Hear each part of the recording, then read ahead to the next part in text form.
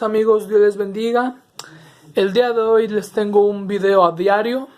Bueno, a veces hago videos, pero aquí estoy con ustedes. Hoy, pues, ustedes se preguntarán, hoy se cumplen 111 años de la Revolución Mexicana, un hecho histórico que marcó la historia de nuestro país, México. Hace ya 111 años, un 20 de noviembre de 1910. Este hecho armado que lo lideró Francisco I. Madero, este famoso personaje quien también se convertiría en uno de los personajes más recordados en este movimiento armado en contra de la dictadura de don Porfirio Díaz. Ese señor Porfirio Díaz, un anciano de ya más de 80 años de edad, llevaba más de 30 años gobernando nuestro país, México. México en ese entonces lo tenía muy esclavizado. De manera resumida, Francisco Madero fue uno de los primeros mexicanos que creó esta frase: sufragio efectivo, no reelección. Y ya decir verdad que ese señor no quería a Díaz.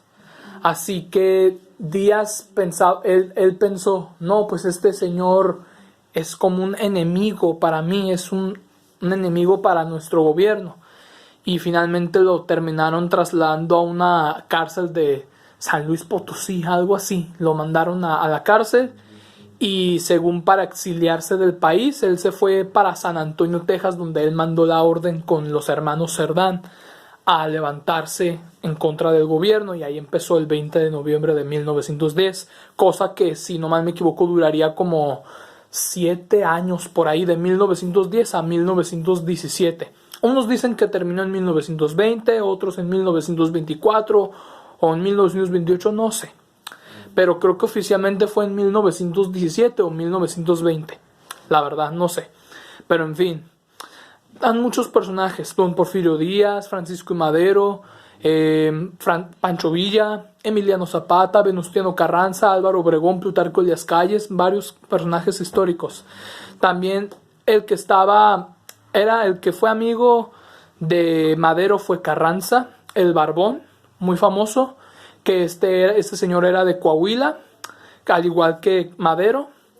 Del norte de Chihuahua estaba Pancho Villa y los famosos dorados, sus dorados, los que estaban en su ejército en aquel entonces. Después en el sur, en Morelos, estaba Zapata, Emiliano Zapata, el del sombrero grande y el bigote largo. Entonces ese señor también se unió a ellos para estar en contra de lo que había en aquel entonces. Así que, resumiendo más o menos, en el caso de Madero, les puedo decir que él terminó sacando a Díaz de la presidencia, y mucho tiempo después, Madero se convirtió en el presidente de nuestro país solo por 2 años, de 1911 a 1913, hasta su terrible salida en 1913, porque uno de sus generales, su mano derecha, lo traicionó.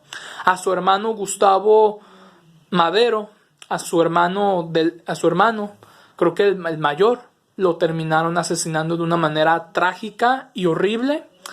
Y a Francisco Madero y a su vicepresidente José María Pino Suárez también lo sacaron del poder. Ese hombre era Victoriano Huerta, uno de sus generales, que lo terminó traicionando, un traidor en la patria.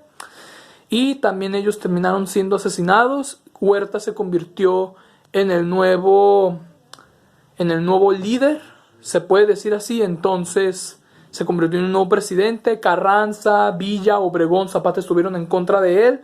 Huerta se fue en 1914 y ya después hubo algunas amistades y otras no tan amistades, pero siempre hubo guerra en cada uno de los personajes.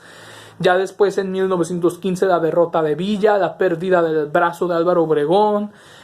Carranza llegó a ser presidente, un nuevo presidente más en nuestra nación.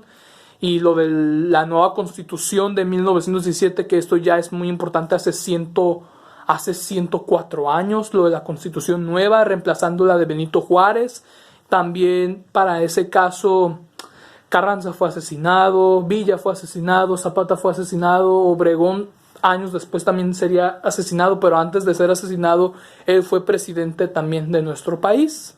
Villa estaba tratando de ser presidente, pero no lo logró. En el caso de Zapata, a él no le interesó, yo creo. Pero a casi todos los caudillos que yo conozco, personajes favoritos que he tenido en la historia de México, han sido asesinados. Plutarco Elías Calles llegó, y Plutarco Elías Calles fue el que cambió la época de la guerra del caudillismo a la época de las corbatas, de los licenciados, abogados, y ahí nació el PNR, que tiempo después sería conocido como PRM y ya después como PRI, como lo conocemos actualmente. Más o menos así pasó en la historia de México. Esos fueron casi todos los caudillos de nuestra revolución y de nuestro país. Eso era todo lo que les quería compartir. Felices 111 años a este movimiento armado que empezó una lucha en contra de una dictadura que en nuestro país estaba esclavizado desde hace ya más de 30 años. Así que felicidades México, felicidades a nuestro país. Suscríbanse, denle like a este video y compartan con sus amigos más cercanos. Dios les bendiga y vean mis siguientes videos en mi canal. Bendiciones.